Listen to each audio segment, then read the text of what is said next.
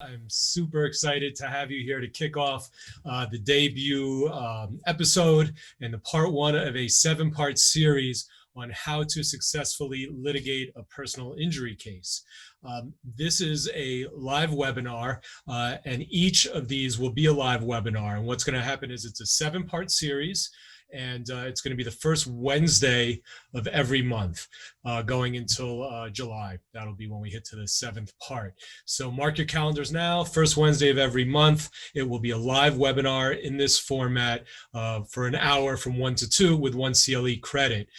This is a program that's being done in coordination with a podcast that I'm the host of called the Mentor ESQ.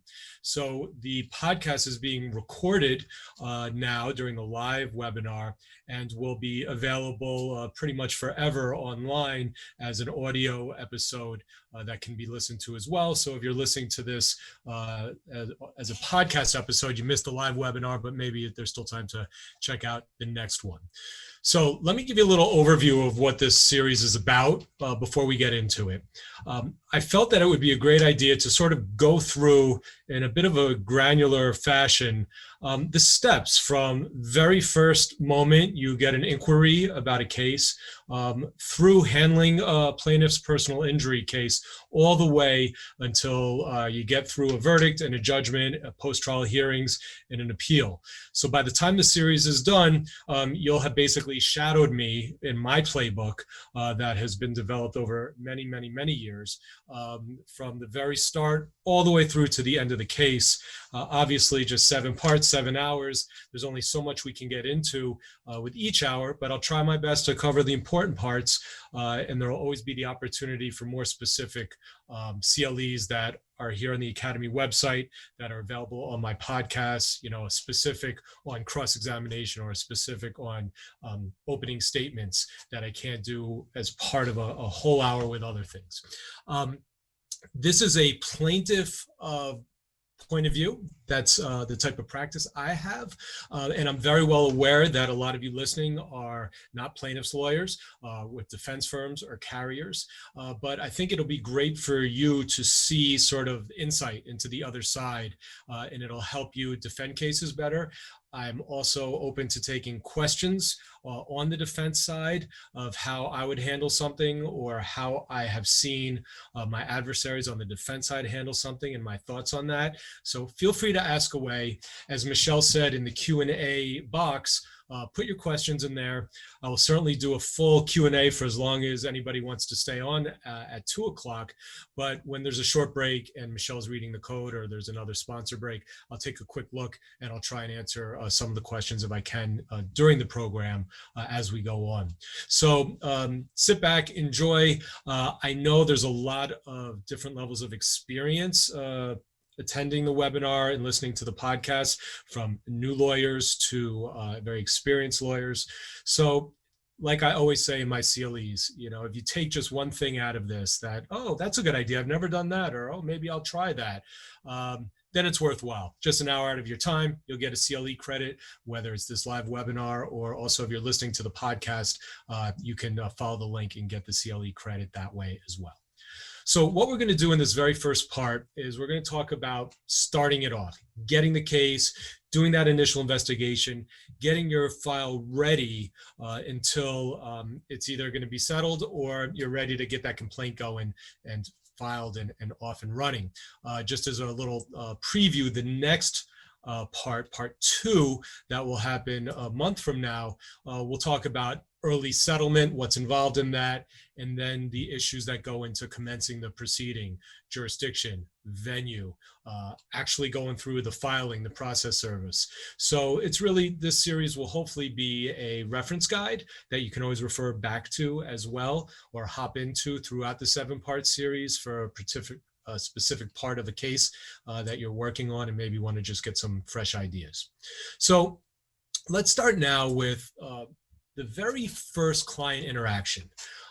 If you've handled plaintiff's work before, there's always that first call, someone feeling you out about whether or not they're going to retain you, or that first meeting, hard to have in person these days, but maybe by Zoom or by email. However the communication starts, That very first interaction with a potential new client is crucial. Crucial. It's crucial not only to setting the expectations of the client, it's crucial not only in establishing a rapport with a potential client, but also for you as a lawyer and on behalf of your law firm to set forth your credibility, because you never want something you say in an initial meeting to come back and bite you later on. You don't want to say things just to get the case, is what I'm referring to. You don't want to say things that are not true because you're anxious that you've got to come up with something to get the case. So what you need to do when you have that very first interaction, and what I always do, very first thing is ask if the person has any questions at the outset. A lot of people contact you and just be curious about a few things. They won't know much of what's involved or what lay ahead. And so first, see if anyone has any questions and say to them, do you have questions? If not, I'm happy to tell you about myself, about my firm. And if you'd like, I can share that with you. And I'd also like to go over sort of the process. And if you retain us, what would be involved? And that's a great way to start, because people want to know why they should hire you, especially if they're what we call lawyer shopping, interviewing other firms. Why should they hire you? And then you should let them know what to expect from you. So it gives them an overview. They really have a sense by the time you speak with them that if they retain you, this is how the case is going to go. And it's a good way to start. So when I meet with a new client after answering some initial questions, I'll talk about my firm. I'll talk about what I do, our practice, and what I think makes us different from perhaps other firms, and why they might want to work with us. I'll give you just one example. Is we're a very small firm with a very small volume of cases, and we think there are benefits to that, and I explain that in the conversation. But I also say to the person, if you'd like to go with a larger firm and feel a bigger firm and more lawyers and more of a staff, if that's what you're looking for, then we're just not the right fit. It's okay to put that out there. Don't be too nervous about saying something that may not help you get the case, as long as it's honest. You want to be frank and credible. So whatever it is about you, your practice, your area of expertise, any way that you find that you can connect with that potential client, you should talk about. Then let them know what the representation will involve, what the first steps are, and an overview of sort of how the litigation process works. I like to tell potential clients that if you retain us, here's what's immediately going to happen. I also like to explain to them what's involved in retaining us. And I talk about a retainer agreement and a HIPAA authorization as the key documents they need to sign. And then I tell them about the letters that we're going to send out right away and what we're going to get going, what we're going to get underway for them when we open the file, when they're going to be hearing from us. I'll tell them that they're going to get a welcome letter. I'll tell them that we're going to get claim letters out. We're going to request medical records. I'll tell them they can expect to hear further from me or my associate or paralegal to do a full intake of their case. And then I sort of lay out how litigation works, that once we get all the records, there's a possibility of settlement. If not, the factors of whether or not we're going to commence a litigation and where and how that works. And I walk them all the way through from the time frame of filing a lawsuit to when we expect an answer to be interposed, to filing for a preliminary conference. I talk a little bit about discovery, how long that takes, what's involved. It's important to let clients know on the defense and the plaintiff side of what their actual involvement is going to be. I tell plaintiffs that, listen, you don't have that much involvement. You just need to be in contact with us, respond to our request for information, but you'll be deposed. And I tell them about an IME, and I say, unless it goes to trial, that'll basically be it. Otherwise, the work's on us. You just need to be available when we need to speak with you or get information. They like to hear that. We tell them we'll prepare them before a deposition, not to worry, and we'll be in touch. We talk about when a reasonable expectation of a trial date will be. People getting involved in litigation want to know what they're getting themselves into. So the more you can share with them at the outset, the better. You're informing them. And in general, I find the most important thing as a lawyer in establishing credibility with your clients is to inform them. That'll be something I will reiterate through this series. Inform them about what's going on in their case. Inform them about the steps in the case. Inform them about the pros and cons of their case. Tell them you're not going to sugarcoat things. Many times lawyers are afraid that they're not going to get a case in this initial meeting if they talk about the negatives. And you may not get a case if you talk about potential problems. And that's a decision you'll have to make. The philosophy in my firm is if they're going to have problems ahead in the case, you tell them. Say, listen, I think there's going to be a problem here or there. This is how we're going to attempt to get around it, manage it. But I just want to let you know right now that, I want to make sure your expectations are reasonable. It's important to do that. Many people want to know how to handle a situation when a potential client asks you about the value of the case. They basically want to know what we think we're going to get for them. If they're going to retain you or your firm, what can they expect? How much money are they going to get? And I strongly encourage you never to give a number, ever, because there's no way you can know at the outset of a case. And that you tell them, listen, I can't really give you a number because we just haven't gotten underway with discovery. We haven't seen medical records. We haven't done depositions. We haven't seen a lot, depending how you recover, how you heal, how these procedures go. These all play into the value of your case, whether we settle early or later or at trial. So, the farthest I like to go is saying that if it's a big case, look, this is definitely a substantial case. If it's a 7-figure case, I may say this could potentially be a 7-figure case or a 6-figure case, or however you want to phrase it, but give yourself an out. I had problems a long time ago when a lawyer previously with my firm, in order to get cases, unbeknownst to me, would say, I think your case is worth X dollars. And then the case worked its way up and I'm getting ready for trial and I'm speaking with the client and telling them my thoughts on settlement values. And they say, oh, but you're the lawyer that I first met with who signed up the case told me my case is worth X and this is less than that. You never want to have that problem. So it's important that you reasonably handle expectations and inform the client from the very first meeting. Then hopefully you get the case. Sometimes you do, sometimes you don't. You can't take it personally. All you can do is feel good about putting yourself forward, explaining the best you can about yourself, what you bring to the table, and hope that you get the case. Otherwise, it's really out of your hands. And don't take it personally. It stinks when you lose out on a potential good case to another firm, but it's going to happen, and it's not necessarily a reflection on you. It can happen for many reasons. So try not to take it personally. All right, so now let's get into opening up the file.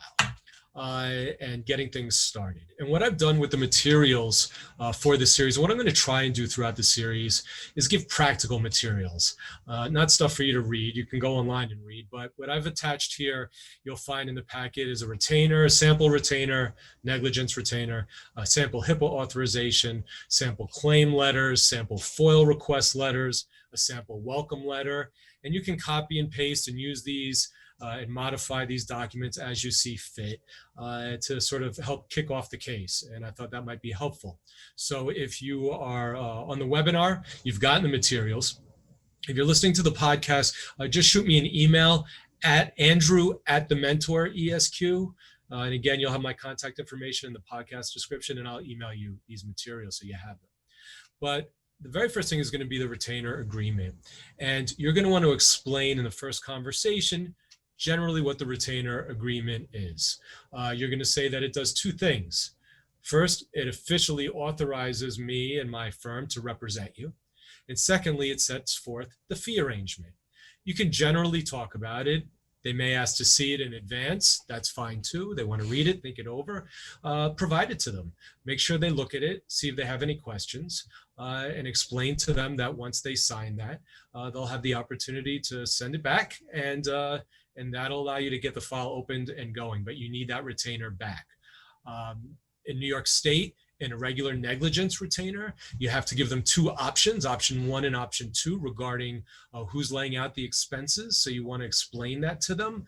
That is a requirement. If you don't have that in your retainer agreement, you have to put that in New York State. You can copy it right from the sample that I gave you. In a medical malpractice retainer in New York, it's still a sliding scale and you don't give those options. So it's just a negligence 1/3 retainer. So take a look at the sample and make sure you go over that with them. We've been emailing retainers during the pandemic to clients. They can sign it and send it back. Digital signatures are fine. Retainer agreements do not need to be notarized. It's not a requirement, but it's always good to get it if you can. It's always good to have a witness, even if it's a friend of theirs or a family member, sign it. That's good. And they can email that back to you. And send them with the retainer agreement a HIPAA authorization that we always send out. Those are the first two things we'll send to a new case. Retainer agreement and a HIPAA authorization. Explain to them that they need to sign the HIPAA authorization, maybe print out multiple of them and sign and mail back to you. So far, we've been lucky with digital signatures are being fine. None of the doctors or hospitals are giving us a hard time about whether it's what we call wet signature or actual hard original. Usually email copies are fine, PDFs are fine. We use DocuSign a lot for the retainers and the HIPAA authorizations that we send to our clients. Sometimes you run into an issue with a HIPAA authorization that's a DocuSign signature, which amazes me because that's actually more verified. So just be aware of that. But send that out, explain to your potential client what the HIPAA form is, that you're going to use it to get their medical records. It's important that you get all of that stuff right away. And those are the two things you say, I'm going to get it out to you. Once you get these documents back to me by email, we're opening your case and we are off and running. And it's important you get them back to us quickly because there are things we need to do quickly to protect your rights. We need to get an investigation going quickly for you to make sure we can get witness statements, video surveillance, to find out information while it's there, to do preservation letters. It's also important that we file timely notices of claim, that we file no-fault forms, letters of representation. So a lot of times people want to know, how soon do I need to get back to you? And you want to tell them as soon as possible because your case will benefit from hearing from us as soon as possible.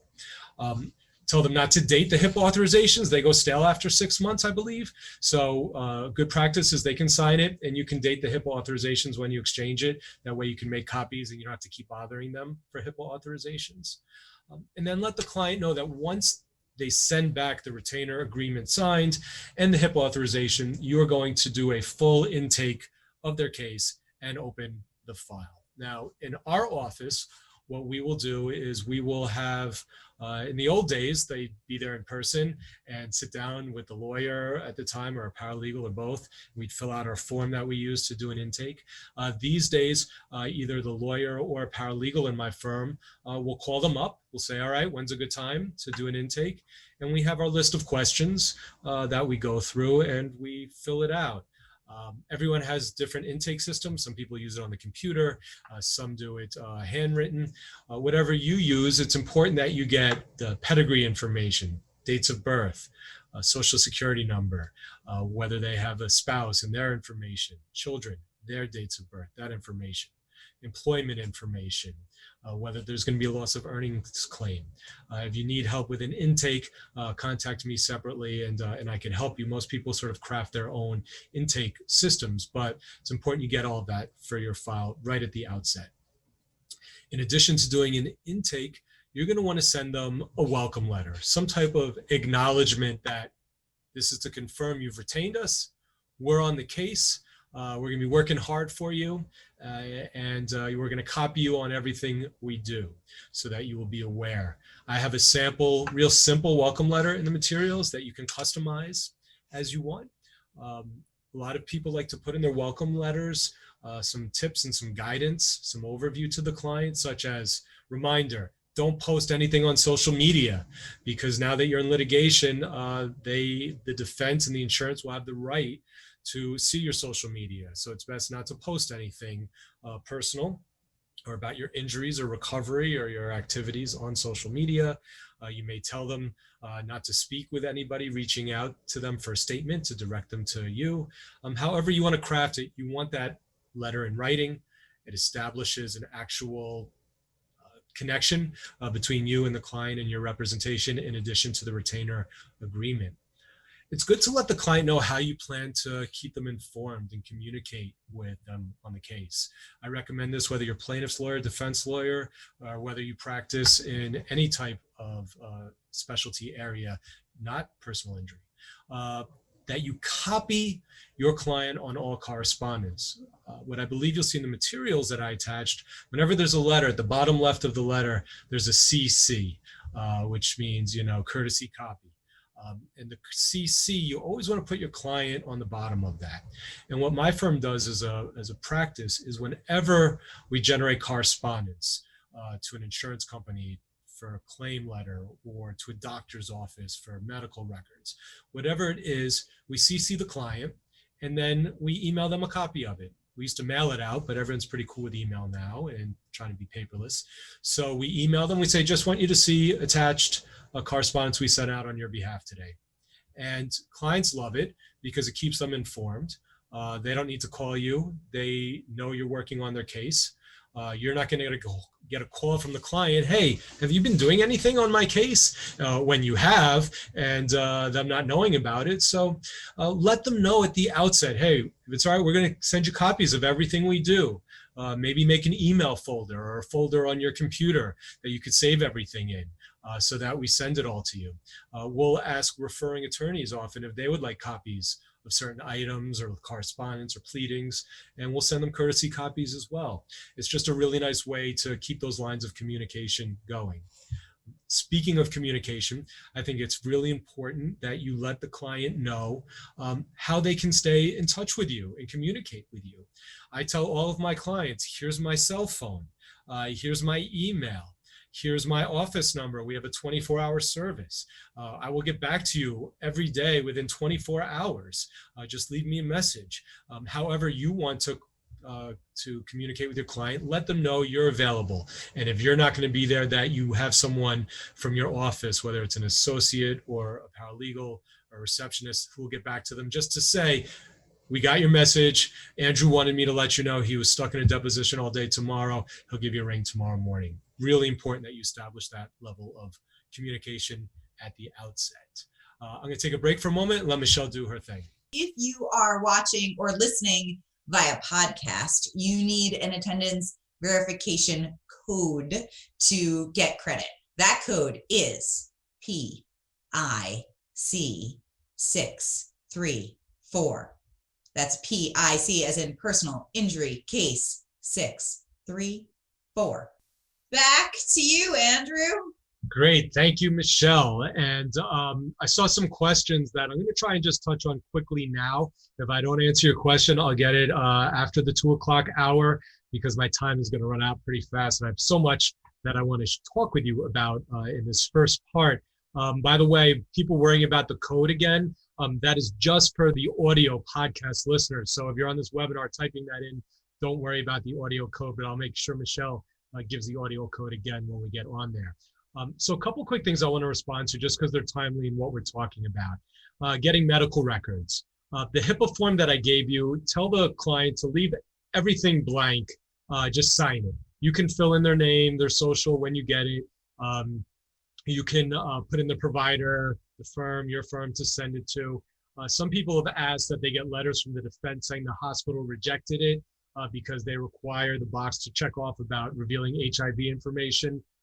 You can have them, as a matter of course, check that all the time. Sometimes that opens up a whole different door that you don't want to have to open with them when it's not necessary. What we'll often do is if it gets bounced for that reason, we do know, I think a lot of the city hospitals require that. And if we know that, we'll ask in advance. Otherwise, you can just tell them at the outset, ask for their permission to check that off on their behalf if need be, to make sure that the form can be submitted. I do not recommend sending any HIPAA forms in on behalf of someone to get records unless you have been retained.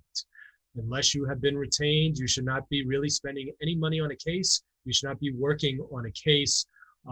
We will tell clients, we put the onus on them to get their medical records unless it's a case we're willing to take right away. This will often happen in the medical malpractice claims phase where they want us to review records. We won't send money for those records. We'll ask them to get those records for us to review, which we don't charge to review, and then we would take it on from there. I can talk more about getting medical records after the 2 o'clock hour. Yes, New York State can charge 75 cents per page. It is cheaper if clients get it. They usually don't charge the clients directly. So, you can play that as it goes. If you want to take it on or have the client, I usually like to have control of the situation and I'll pay for it.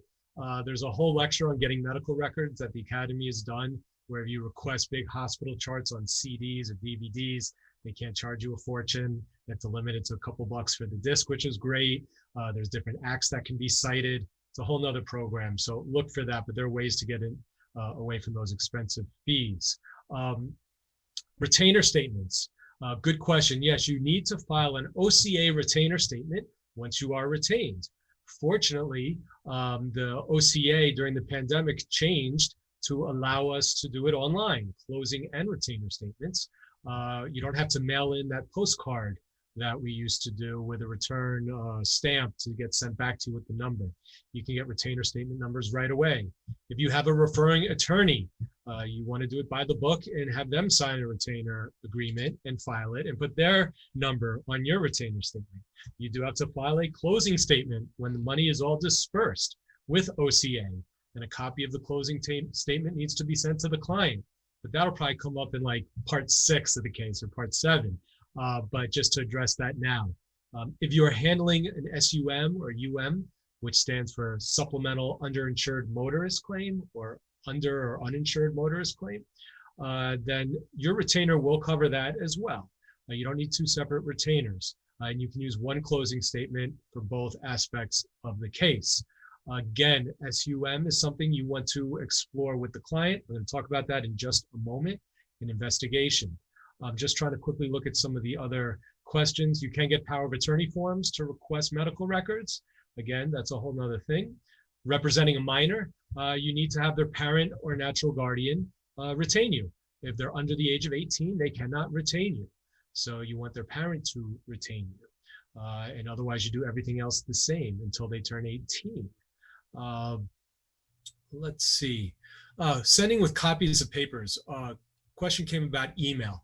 What I like to do is when I email correspondence, I will BCC my client so that the insurance carrier or defense attorney or firm or whoever is on that, I'm not giving up my client's personal email address. So just BCC your client unless there's some reason that your client needs to be on there. All right, so those are what I'm going to answer now. I'll get to the rest a little later on. I want to talk about the initial investigation. And before I get to that, because it's sort of part of it and intertwined, is when you send out these letters that I put in my packet, the welcome letter, the claim letters, you want to do that within 24 hours of having your case signed up, unless there's a problem identifying information. You want to work quickly.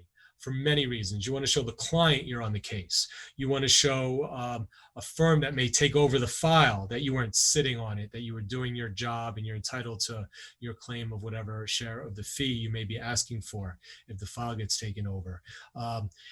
Things can get lost, destroyed. You want to put everybody on notice that there's a claim and that this person has an attorney and you're on it. So claim letters you have in this packet of materials is to the bodily injury adjuster in an automobile case, that you represent them and you want the policy limits. They're not going to give it to you on the phone without that letter. You'll send a letter to the no-fault adjuster, ask for the no-fault forms to be sent to you.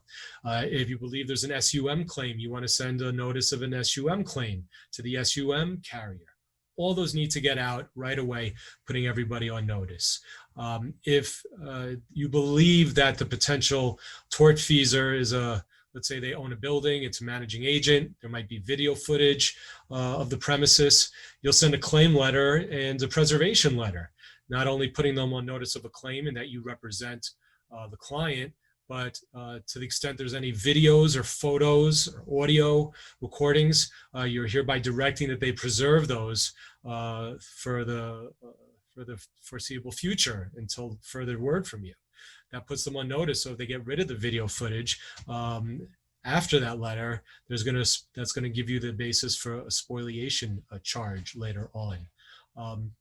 So you're going to want to send for all this. If you don't have a police report, the client hasn't provided you with one, you're going to want to get that right away. You're going to send for it. And this is what you want to do when we now get into what I'm going to talk about, the initial investigation, the second part. We got about 20 minutes left here. So we're going to talk about the investigation for a moment. You need to have an investigator. If you don't have a person available to be your investigator, there are many firms out there that do investigative work. Some of them are Academy sponsors. You can reach out to me. I'm always happy, by the way, to share my resources. As most of you probably know, I'm pretty generous with my time and my resources. I enjoy doing this. I enjoy making us a better profession and better lawyers. And I find that by being free and sharing information that I have, that helps the cause. So reach out to me anytime if I can help with anything, and I can get you some investigator information. But you need to have an investigator or investigative firm, someone you could email or call right when that case's intake is brought in, the file's open, and say, Mr. and Mrs. Investigator, here's what I need. I need a police report. I need you to submit FOIL requests for X, Y, and Z.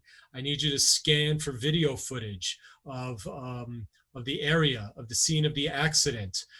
It was at this intersection, it was an automobile accident. Find me video camera footage. And the investigators will go out, and they go from building to building to building. They knock on doors, they look for cameras. And in New York City, you'd be amazed. We get a lot of video footage, and it makes a huge difference. I've had cases where the police report says one thing and a witness says one thing, and the carrier's taking a no pay, and then you get the video and it shows a whole different story. You send that over and things change. So always search for video. A lot of these videos are on reels and get taped over in a building after 30 days or a couple of weeks. So you want to get in there ASAP. If it's a premise where an accident happened, like inside a lobby of a building, outside the entry to a building, inside a bar where something may have happened, and you believe there's video footage, see if you can get it. Many times they won't release it to you, but at least see if you can identify if it's there, get that preservation letter out. An investigator will do that for you. If you have a police report and or your investigator gets the police report and there's witnesses on the report, those are known as blotter witnesses, have that investigator go get those statements right away. When you give the report to the investigator and you're saying canvas for video, get me witness statements, that's what a good investigator does. And that's what makes you a better lawyer and a better advocate. You're going to get all this investigation early. The earlier, the better. So get your investigators going. I like to do my own investigation of a potential defendant. When it's an auto case, I like to look up the vehicle, see what it is, see whether it's a late model, see what we think there may be in coverage or assets. You can do great things with Google these days. You type in the address of the tortfeasor's registration and go on Google Maps, see if they have a huge house or if they live in a tenement somewhere. And that'll give you a good idea on whether it's going to be a minimum policy or whether there's assets that may be recoverable. If you have a commercial defendant, corporation, look further, Secretary of State, where they're authorized to transact business, look for websites. Look for social media posts, Google them. You always want to find out as much as you can about a potential defendant in a case early on. So I recommend that you do that. The more you know early on in a case, the better. I want to talk about medical malpractice investigation right now. My firm handles a decent amount of medical malpractice litigation, and we heavily screen cases. You'll find most people that have any substantial part of their practice doing medical malpractice will very carefully and seriously screen a case before even sending a claim letter. You want to get all the records, you want to look through them yourself, you want to have the appropriate experts look through them. So that's the investigation you need to do in a medical malpractice case. Medical malpractice cases are much more difficult, much more complex. You have to invest the time, the money, the experts to look through everything. And that's the investigation you have to do early on in a case to see if it is a case. I have a case pending right now against two major New York City hospitals that I spent probably 6 or 7 months in the investigation phase before drafting the complaint. because there were so many different areas, and I spent a lot of money. I retained a lot of medical experts in different areas to look at the records in different ways to see if there's something there, so that when the time came to file the complaint or to send a claim letter, you're able to lay stuff out based on your research and really spell things out appropriately to put them on notice, to show that you're for real, that you've done your homework. And you know, if you're the type of person that sends a letter out saying, oh, maybe they'll come talk to us and talk settlement if I just send a claim letter, that does not happen in the medical malpractice world. I have to tell potential clients that a lot. I'll say, yeah, you're saying it's not a case, but can't you just send them a letter? They don't want to get dragged into court. That just doesn't happen in the medical malpractice world. If it does, it's rare. So you really need to do your investigation if there's a potential medical malpractice case.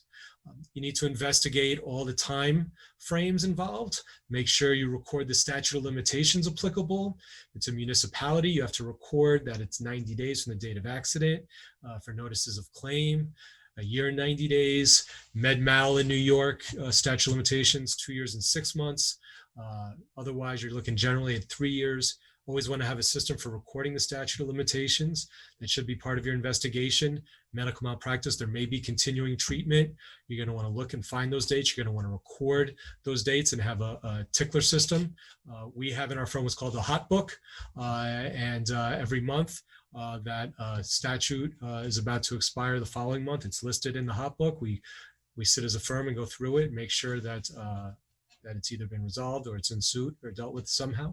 So medical malpractice, do your investigation. It's going to take longer and more money, but it's required because you're also going to have to submit a certificate of merit come the time of filing. We'll talk about that in the next part.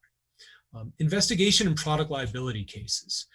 We also handle product liability cases, and you need the product for the most part. If someone wants you to look into a product liability case and you don't have access, they don't have that product, or you don't have the ability to get it, that's going to be a problem. And I'm going to leave it at that for the moment.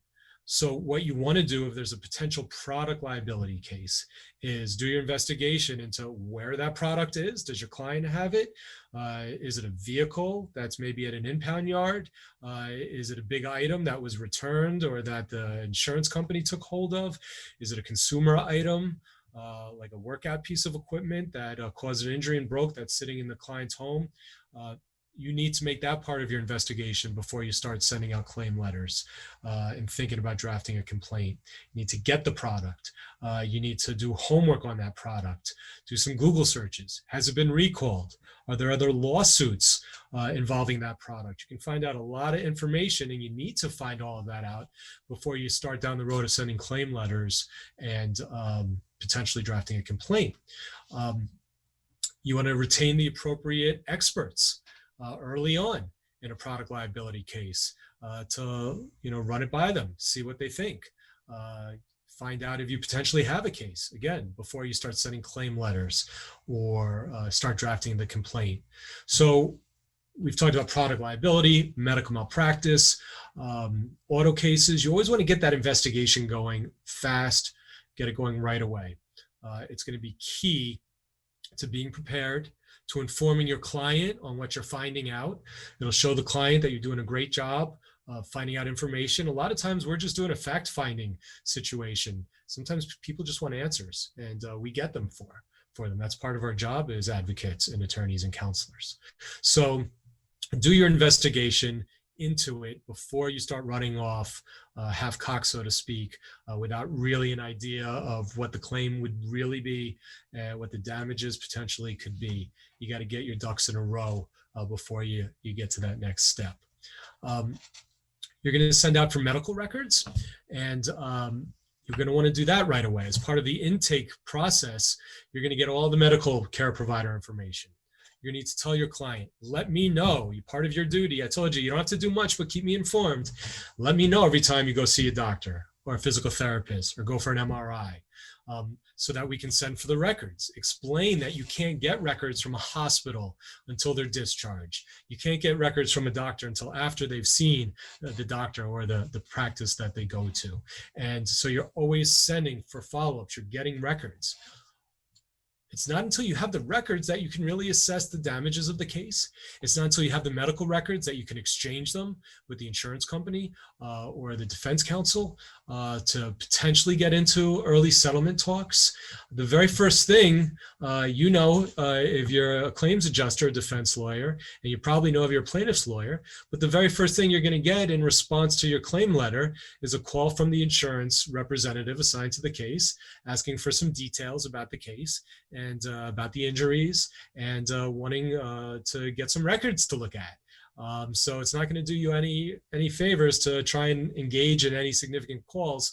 You have to get those records and you have to give them to the carrier and to your adversary. Don't hold back on this stuff. You have any intentions of getting your case resolved, you need to work with your adversary. We'll talk about that soon in the series about how to work with adversaries in order to get your case resolved. So get on those medical records. You can send for them yourself. I gave some sample letters in the materials, or you can use a service that can get the records for you. But get them, keep track of when you send for them, when you receive them, organize how you save them. Everyone should be saving these things by PDFs, getting their computers organized and their servers organized so it's easy to access all of that. Because then once you have all of the medical records, once you have that initial investigation back, that's when you're in a position to really assess the case. That's when you call up your colleagues or your associate or partner from the other office, whether you're on the plaintiff or defense side. And that's when you say, all right, let's look. I've assessed the medicals. I've assessed the liability. What do you think of this case? What do you think of the liability? What do you think of the damages? It's important you have that conversation. And if you're a solo practitioner and you don't have anyone to talk to run that by, call me up. I love to speak with all of you. I love to workshop cases. I love to make contacts and partners and connect with other lawyers, partner up on cases, refer back and forth. You know, it's part of the whole interactive nature of our profession. And so feel free to reach out to me if you don't have anybody. Otherwise, reach out to somebody. Get their thoughts on values, get their thoughts on early settlement, because you'd be surprised. You might be able to get cases resolved for decent value early on, and that makes you look good. It makes the client look good. So it's something that you want to really posture yourself for. And then you'll get to that moment where you'll say, all right, I think we can settle this case, or I don't think this case is going to settle early for whatever reason. The adjuster's just not returning my phone calls. They keep saying they need a few more weeks. Or they may say, yeah, I want to settle this case. They put an offer out. They may want to mediate. And then, you know, there's a chance you could settle it. You may want to discuss alternative dispute resolution early with your adversary, whether you're plaintiff or defendant, especially during these crazy pandemic times with no trials coming up. I've been talking a lot. I just got a litigation pre-answer, the parties to agree to go into a binding private arbitration with a high-low. I mean, you know, think outside the box, folks. These are all the things you want to start doing pretty early on.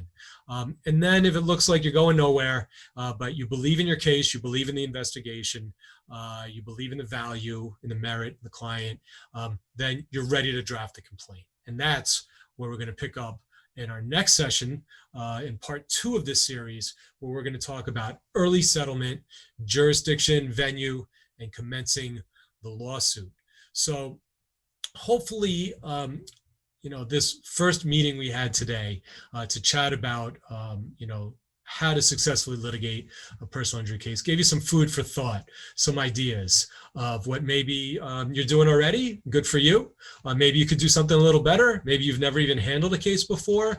And this gives you a really nice outline to follow, to reference when you're starting a case, to sort of check in, make sure you're staying on point with what you're doing. So I'm going to sort of stop right there as far as what I want to talk about, to leave a little bit of time for Michelle to do the second code, and then to maybe start addressing, I know there's a lot of questions, start addressing some of these if there's time left within the next 5 or 6 minutes, and then happy to stay on to answer questions afterwards. There's a lot of great questions here. I'm not going to be able to get in depth with all of them because, I could create some separate episodes just on this for webinars, some of the questions. Just speaking of that, Michelle briefly mentioned the Mentor ESQ podcast. I know a lot of you are listening or attending this webinar because you've listened. We're in the second season of it. What the podcast is, I'm the host of it, and it's a mix of interviews with interesting lawyers and basically CLE type lectures where I go into in detailed depth for about 45 minutes or so on specific topics that you can also get CLE credit for. So you could just go to the mentoresq.com site to see sort of the list of what's there. And the interviews are, I find, to be really interesting. I like interesting people. As lawyers, we all have interesting stories. I did interview a few weeks ago in the last episode the district attorney for Kings County, Eric Gonzalez, and the episode before that, I interviewed Cliff Aaron, who's a partner at London Fisher, defense attorney. And if you know him, he's a remarkable man. After already being active as a top defense trial attorney, trying cases all over the country, he lost his sight as an adult. And now he continues to try cases around the country effectively. And so we talked a lot about what went on with him. So just want to let you know that if you're curious, I encourage you to check that out, and you can get some more detailed information on these CLE type topics of how to handle these cases. Now, I see questions about the OCA statement. Just go online to OCA, Google it. You just file it online. You don't have to do anything else with that for the OCA statements. I see questions about FOIL requests. Do we actually get responses from the city or the transit authority? Believe it or not, you do. The key is getting it to the right place. I have found investigators are sometimes a little better in submitting FOIL requests because they can be a little more dogged in following up and getting it into the hands of the right people. But yeah, we get FOIL responses from the city, from the transit authority, from the MTA, from DOT. FOIL is a very good thing to do, to submit, to get information, especially in products liability cases. You can submit a request to the Consumer Product Safety Commission. And again, you have to, keep on them and keep at it, but you can get some really great stuff. And we've broken through and really made cases based on things we've gotten from FOIL. So I encourage you to explore that. If it's a minor who's been retained through an adult, when that minor turns 18, yes, you should have them sign a new retainer with you because now they are an adult. So have them sign that. If you have a case involving an infant compromise order, even if someone asks where it's a $25,000 policy limit that's being tendered quickly, maybe even without a lawsuit, unfortunately, there is no shortcut to getting that compromise order. You will have to get an index number. You will have to submit it through motion support, have the hearing, and do it that way. I recommend those of you, if you are handling an infant's case, if you can, that you should waive your expenses. It looks good to do that when you have a minor as a client, and you're more likely than not to get your full third, because it is in the discretion of the judge who's reviewing your petition for the infant compromise to cut your fee. Sometimes they'll cut it from 1/3 to 25%. Hopefully they won't, but one way to try and avoid that is to voluntarily waive your expenses and then ask for a full third. There's a question if we have them have our clients sign a retainer before we review meds and conduct an investigation. I think I answered that. You generally want a client to sign a retainer before you're going to work on the case. You generally do. You don't want to work for free. You especially don't want to spend a lot of time working if they're interviewing other lawyers and you're not sure you're getting the case.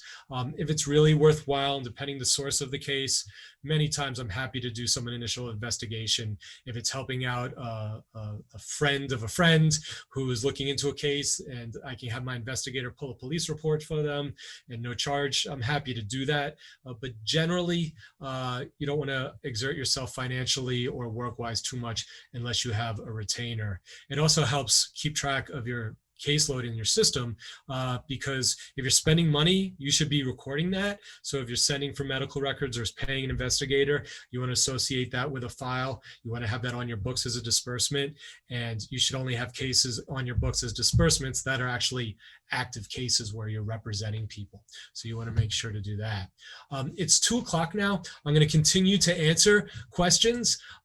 So please feel free to stay with me. If not, I believe for most of you, by hanging hanging in there with me for an hour. You've done your job. Is that right, Michelle? And I want to thank you for those of you who are bailing out now to go do something more exciting. I don't blame you. They're all running to go to the Mentor ESQ and Yes, download. I know you're all running to the website, but too. just a couple parting thoughts if you are leaving. Hopefully you'll join me again next month. If you're listening to this as an episode of The Mentor, check in the first Wednesday of every month until July of 2021 for the live webinar. You will get emails for each of the parts coming forward with the topic to be covered, but it's going to go chronologically and progressively until we end this thing in July. I will always be available.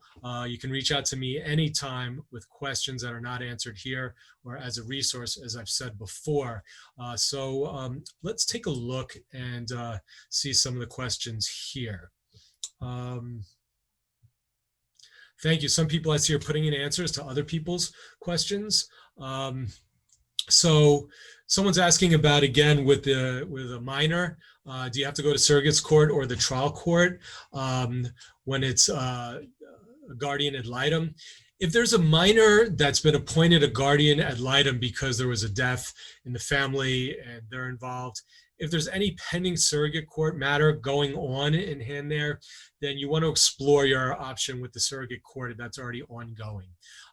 However, if there is a case pending with the state or federal court, then you want to make sure whoever's overseeing that case, whether it's Supreme Court or federal court or civil court, that judge oversees it. If the expenses are huge, then put them in. This person asked, if you have like $17,000 in expenses, yeah, you may not want to waive those. Hopefully the case was substantial enough. You're getting a substantial fee.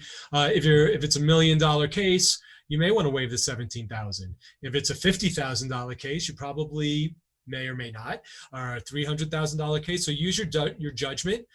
Maybe cut the fat a little bit, try and limit your expenses because they are going to be scrutinized by the court. So maybe remove a bunch. You can put them in there, but then next to that additional expense, say waived, so they can see you're trying to, cut things down. Let's see, the website of my podcast. It's not above me. I think right here, thementoresq.com. Thank you for asking. Check it out. Let me know what you think. Andrew at thementoresq.com. You can email me. Do I have an estimated value for med-mal case before accepting it? Great question. The answer is yes. I won't take on a medical malpractice case unless I think it's certainly into the six figures. Preferably high six figures, but at least a low six figures.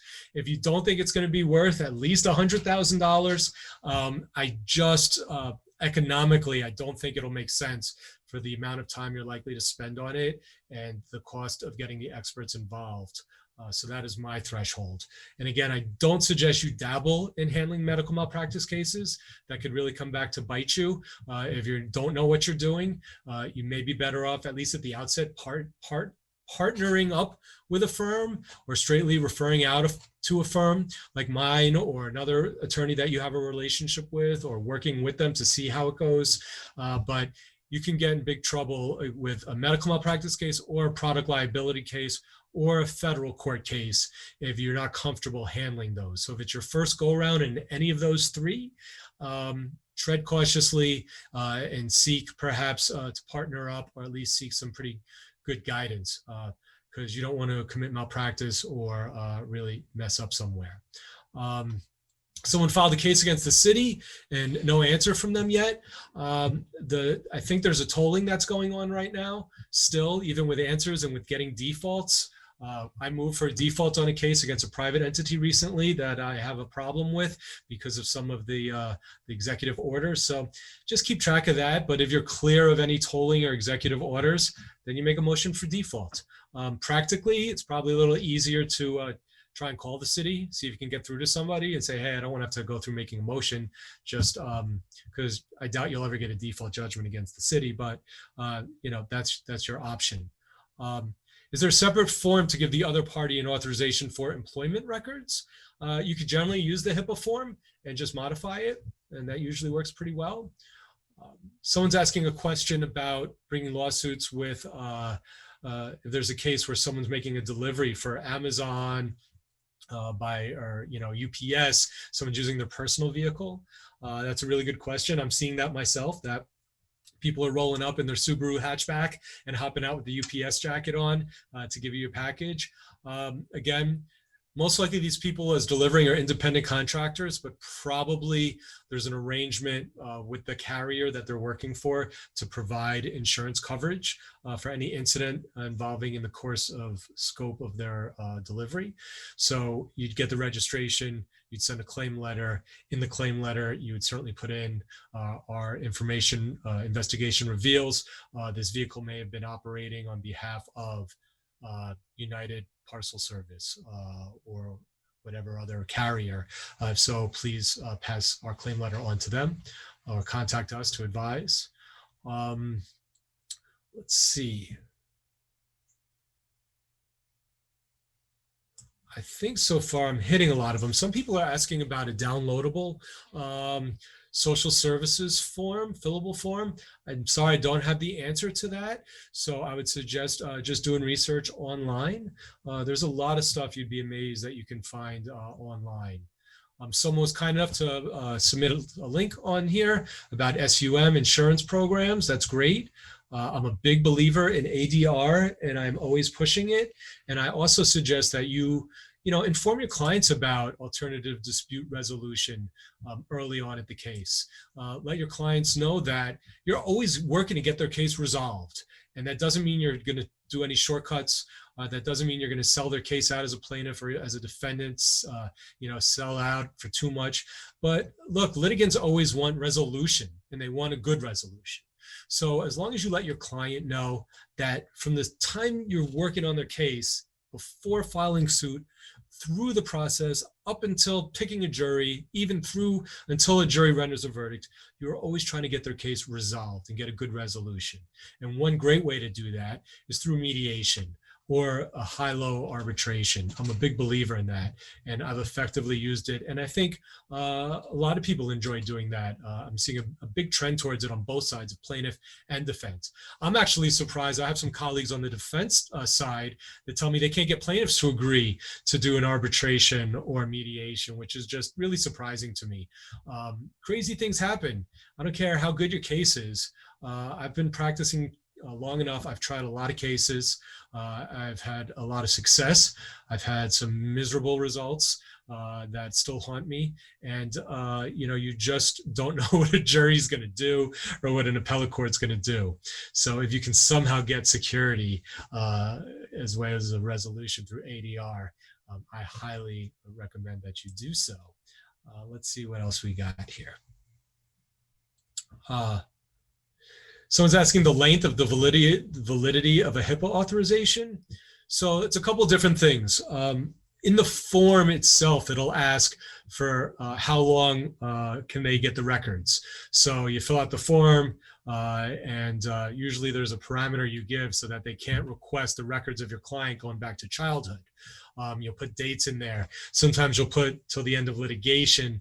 That's not the best. I would put fixed dates, but make them significant enough because a plaintiff's back history and backstory comes into question. So it's not fair to just give someone the last 5 months of medical records. They're certainly entitled to 1 to 3 years of medical records, I think is reasonable. But as far as the validity of an actual HIPAA authorization signed and dated, if it's an open-ended one, I think that there's an expiration to how long a HIPAA is valid. I don't know if it's actually in a statute. It may be by practice. It may be some hospitals or practices won't. They'll say, hey man, this authorization's from 6 months ago. I'm going to, our in-house requires that you give us a fresh authorization before we'll submit it. So I think I pretty much covered on everything that's been asked. Oh, no. Do you keep time records even though you're on a contingency fee? I don't. It's a good question, especially in federal court. because some cases you can submit a fee request in federal court. And sometimes that could be better than a contingency fee. Some cases you handle, you're entitled to statutory fees, or the other side to pay fees, depending on the nature of the litigation. So know what type of case you're involved in your jurisdiction. And if there's any chance that your fees are going to be based on time, and that time may be more than your third, so to speak, from a contingency, then you should keep time. But generally, you don't really need to. And even if your file gets taken over from you and you get into a fee dispute, you don't have to submit the hours, but you will have to recreate your file. And you'll do that by showing all your correspondence, all your pleadings, all the work you did. So there's other ways to do it. Frankly, it's a real pain in the butt to keep track of your hours. That's one of the things people like about being on the plaintiff side and not the defense side, is we don't have to keep track of our hours. So I've been practicing for I think I'm in my 26th year now. I've never kept track of my hours, and it hasn't really affected me. But again, if you're in federal court and there's any doubt, you may want to just keep track of those just to be safe. Another HIPAA question, a lot of HIPAA questions. Do you need a power of attorney or a relative to sign the HIPAA on behalf of the minor? Yes. So when you have a HIPAA for minors records, you're going to usually have the parent sign it. That's who signs it, and have them sign as parent of, and that you shouldn't have any problems with that. Someone's asking about MVAIC. That is, we all know as MEVIAC. Well, it's probably MEVAIC, but I think we all call it MEVIAC. So MVAIC is when there's no insurance. In New York State, it's called the Motor Vehicle Accident Indemnification Company, Corporation. I don't know, maybe someone knows and can type it in, but it's a municipal entity that will provide the minimum amount of insurance coverage if there is zero coverage available in an accident, which is $25,000 in New York for an injury, $50,000 if it's a death case. So if a client is injured and has none of their own insurance for SUM or UM, and if the vehicle that struck them has no insurance, then you can apply to the fund, MVAIC. And the question here is what the time limit is.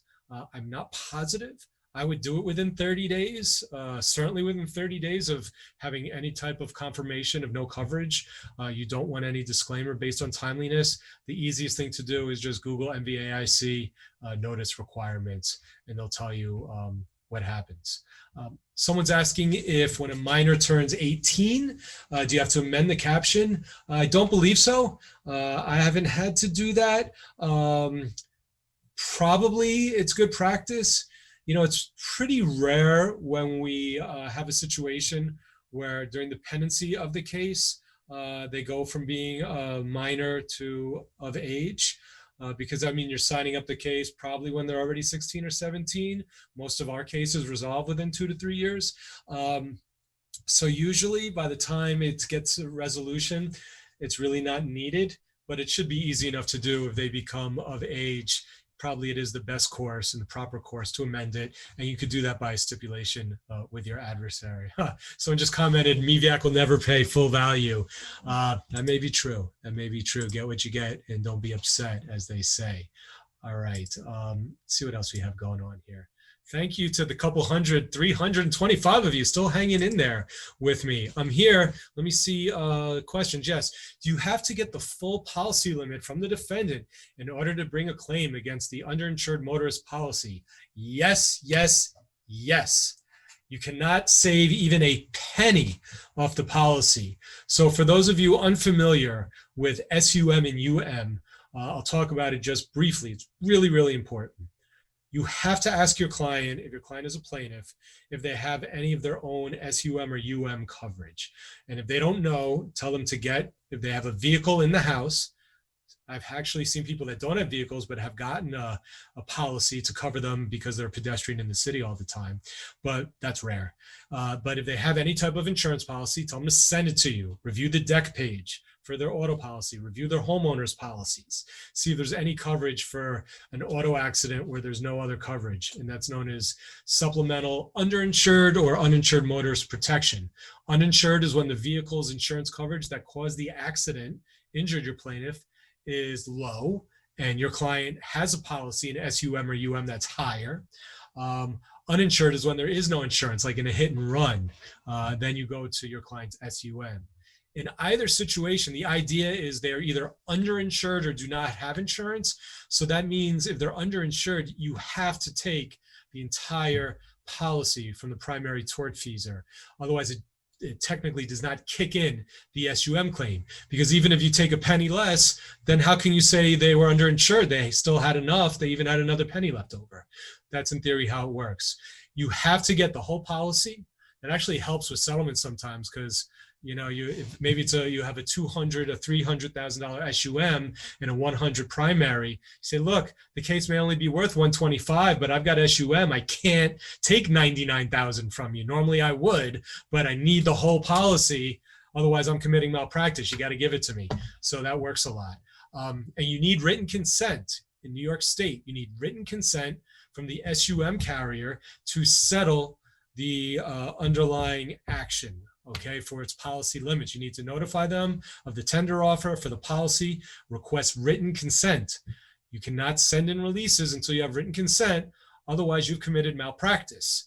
And that is because you will not be able to then go and pursue the SUM claim. And the SUM carrier is not allowed to unreasonably withhold consent. So if a certain period of time goes by, then it's deemed waived. So you just make sure you do a proper paper trail on that. But SUM is a whole nother topic. Maybe I'll do a whole separate CLE on that. Put in the comments if that's something you all would like to have me do a topic, or let me know if you'd like an episode, podcast episode. I'll be happy to do one on SUM and UM, on how to handle those, when it kicks in, how to litigate those. In New York State, you have to litigate those by mandatory arbitration. In other states, you actually commence a legal action against the insurance company. Someone's asking about a jet ski accident. What policy should be looked at? Is there underinsured? Can you go after others? In answer to that question and other questions such as like ATVs or other motorized vehicles that may not fall into the classic category of automobile or boat, you are just going to ask your client and the tortfeasor for all applicable insurance policies. My personal practice and our firm's practice is in any case where it appears there's not significant insurance from the tortfeasor, from the potential defendant, we say, I want to see every one of your insurance policies, every auto policy, your homeowners, your renters. Do you have a policy through work that may cover you? You want to look at everyone because you don't know what covers what. Typically, marine boats, marine craft have their own policies. Cars will have their own. Premises will have their own, homeowners, renters. If you didn't know this, usually if you're involved in a bicycle accident and you injure someone, or if someone is operating a bicycle and strikes you as a pedestrian, that is generally actually covered by the bicycle operator's homeowner's policy. So you'll find out more when you get into it, but when in doubt, look for every policy and read through it. Sometimes you get lucky and you can discover coverage somewhere. Yeah, someone's saying that it would be good to have an SUM episode. So I'm definitely going to do that. So tune in for that. We'll do that as another episode podcast jointly with the Academy. Michelle likes it. Also, I'm getting a thumbs up. Michelle's the boss. She says it's a go. It's a go. All right, folks. Got a few more minutes. I'm only allowed to take up, I think, Michelle's time till 2:30. So let them fly. If you're still here, and you want me to answer any questions that I have not addressed, I'm happy to do that for you. All right. Just in case. All right. Cases against the city and other public authorities. How do I handle those? That's a loaded question. I handle them with caution. I know that I'm not going to get as much money as I'm likely to get from a private insurance company. I know that I'm probably not going to get the attention to the case that I would get from a private carrier. I know that I'm going to have to make a lot of motions probably and be prepared for that. I know that I'll have to be aggressive in staying on top of discovery issues and making motions and pushing to try and move the case. I know that it will take a lot longer to get resolved because, they have so many cases that to get a trial, even pre-pandemic times. So they're tough. They're tough cases. You got to be careful with your notice of claim requirement, the limited statute of limitation requirement. Sometimes a case will come to you and you have to do late notices of claim, which are really tough to be successful with. So, you approach them with caution, but if it's warranted, then you look at it. I mean, the one thing they have, you may not have much anymore. They used to have deep pockets. So when we would have an automobile case with a minimum policy and there's potentially a road defect or a tree hanging over, you're always good practices to look into that because you would want to bring the city in for coverage. But it's going to be a little bit more difficult. Someone's asked me a question about demanding a settlement from a New Jersey policy that won't disclose the limits. I can't help you there. I just don't know. I don't handle New Jersey cases. If I do, I'm brought in pro hoc vice and I ask my local counsel for things like that. The Port Authority against New York and New Jersey, we've handled cases against them, some substantial, successful ones, some stemming from the World Trade Center blast. You sue them. There's a way to serve and sue the Port Authority. They usually bring in private firms. They have separate types of coverage. So it's a little different than dealing with the city. And you generally litigate those like usual cases. You just need to look into it and make sure that you name them and plead everything properly in the case. But if it's a good case, those are usually pretty decent cases to pursue with the Port Authority. Any luck getting video from a building that is not a tortfeasor? Hey, Bob, thanks for reaching out to me. Nice to see you virtually. It's tough. We get it. What'll happen is our investigators, we recently had a case where we know there was footage from the building. Our client fell right in front of the building, and we know the building had cameras on it, and we know across the street the building had a camera, and the investigator reached out to the building. Sometimes you get a friendly person who's happy to give it to you. More likely than not, they get a little gun shy and they'll say that they need to put it through their counsel or their risk management, or the managing agent needs to, check it out. They always get a little nervous. But we've gotten it. So you just got to try it. I recommend using an investigator, have the investigator really follow up. If they're not the tortfeasor, you've got a shot at getting the video footage. Sometimes they'll say, we just need a subpoena to cover our butt. So you may want to put it into suit and send a subpoena. You may send a letter, so you can work with it. But the case I mentioned before where the carrier was basically taking a no pay in a death case, when we got the video, it flipped the script, and we got a very good settlement as a result of it, because the video is just, it's so key. It's really amazing to me as practitioners. We all come in after the fact and we see, we hear what witnesses say, and we see the police report, and we hear testimony. And then when you get a videotape that's just completely different than what your client may have said or what your adversary's witness may have said, it's stunning how that happens. It happens a lot. So believe me, no matter how good you think your case is or bad it is, it certainly may not be what it really was. That's why as advocates, we do the best we can to work with the materials that we have. All right, getting close. The question being asked is notice of claim against the Port Authority. Yes, I believe they do require a notice of claim. So I would just look that up and see. And then someone's asking about, giving an additional benefit of giving copies of your correspondence to your client. It's sort of a malpractice prevention tool, in case you have failure with electronic storage and all of that. So look, I think it's good practice for communication. It's really not going to make a difference if a malpractice claim is brought against you. You can't rely on your client to keep copies of your records for your record keeping. You need to have backups. You need to have all of your stuff stored on a server. You need to have all of your server daily uploaded to a cloud backup storage. It's not that expensive. I believe it's malpractice if you do not do that. If you're still old school with paper files, you are behind the times, my friends. You need to scan everything. You need to get everything on a computer. You need to get everything up on a cloud. It's very safe. They're password protected. They back up. If your server crashes, you can't get access to your building. There's a brownout and everything fries your servers. You put up a new computer, you have your IT team download it, boom, it's all back there. I have found this even helpful for my staff when someone's accidentally deleted it's something they've been working really hard on for a while, like a brief or a motion, and then they can't find it anywhere. Then at least we can get the days back up from before downloaded. So we only lose from that day, but we don't lose all the work that went into it up until the day before. Someone's asking about any solid New York template subpoena language for video footage. I don't. I can do that. If someone wants to, email me separately, I'll try and dig up a sample subpoena I've used for that if I have one. Otherwise, just, you'd be amazing what kind of forms you could find online with the court system, with OCA, with just Googling forms.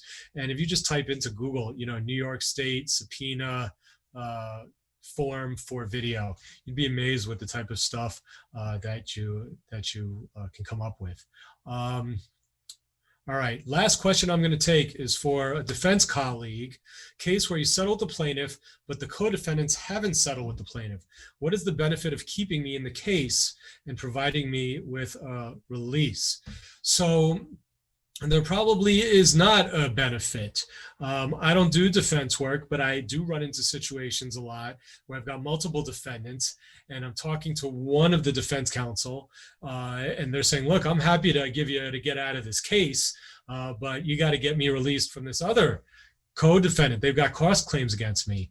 And I say, hey, that's not my problem. I appreciate that, but if you want to get out, I'll let you out. And I think it's enough that if I'm letting you out and settling the case, you should be happy with it. There are definitely different issues that go into, contribution and other things that will come up on the defense side, as well as contractual or common law indemnification. So that's really where you want to do your homework. I'm just not the right person to answer that question for you. Our general practice is we usually don't just let one tortfeasor out. We usually try to settle all the cases at the same time. That's usually the cleanest way to do it. So I encourage you to try and do that. So with that, I'm going to thank you all very much. We still have about 230 people that hung in here for the last half hour. Very cool. It was an honor to spend this hour and a half with you. Please, please, please come back for part 2. We're going to continue this journey together. We got 6 more parts to get through. They'll be smooth and easy. I promise. I'll give you some more materials to use in your case. Please check out the podcast. Let me know what you think, and reach out to me anytime if I can help. Thanks so much. You can register for the next one. It's available online on our site, trialacademy.org. So you can go and find the next one and sign up. I forget the exact date, but it's whatever the first Wednesday of February is. Awesome. Thank you so much, Andrew. This was lovely. I'm very excited for the next 6 parts. Just in case anybody's worried, I already emailed Andrew about picking a date for the SUM-UM. We'll definitely get that going. And for those of you listening in your headphones, in your car, at your desk, or at home to the podcast, thank you as always for listening to the podcast. As I say at the end of each episode, please share it with your friends, colleagues, and classmates. Please like it on social media if you do. And as always, I'm always excited to work and connect with other lawyers. So reach out to me for any reason, anytime. I'm looking for other lawyers to refer cases to work with on new cases, to accept referrals, to workshop cases. It's a really great part about what we do throughout the nation, and not just the state or city as lawyers, is being here to help each other out. So help me continue that mission. Thank you so much.